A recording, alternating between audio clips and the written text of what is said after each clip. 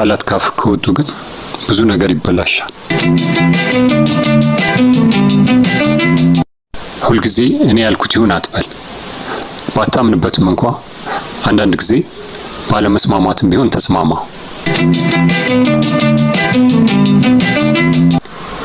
መረጋጋት የውስጥ ሰላምን ይሰጣል። በተረጋጋ ጊዜ በግልጽና በትክክል ማሰብ ትጀምራለህ።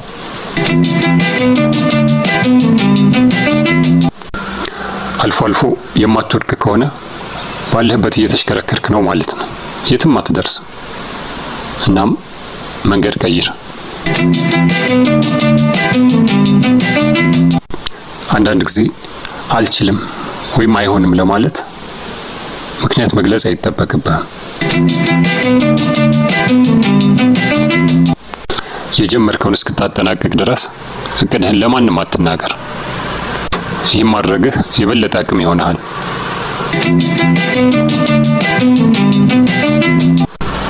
ሌሎችን መቆጣጠር ጠንካራ ሊያስብል ይችላል።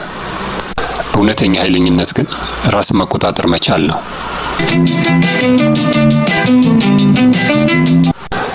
በህይወት ጉዞ ውስጥ ከፍጥነት በላይ የምንሄድበት አቅጣጫ የበለጠ አስፈላጊ ነው። ምክንያቱም መዳረሻችንን የሚወስነው እሱ ነው።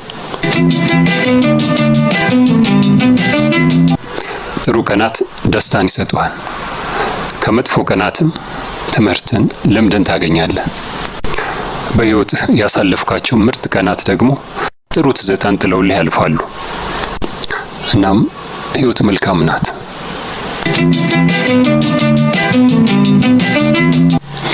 ማህበረሰቡ ከሚያደርገው ተራ ነገር ራስን ነፃ አድርግ። ምክንያቱም አብዛኛው ሰው ዝም ብሎ የሚነዳ የበግ መንጋ ነው። ምን እያደረገ ወዴት እየሄደ እንደሆነ እንኳን አያውቅም።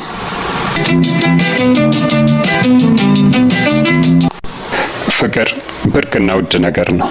ተንከባክበው ያዘው።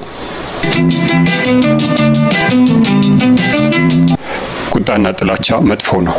ካንተ አርቀው።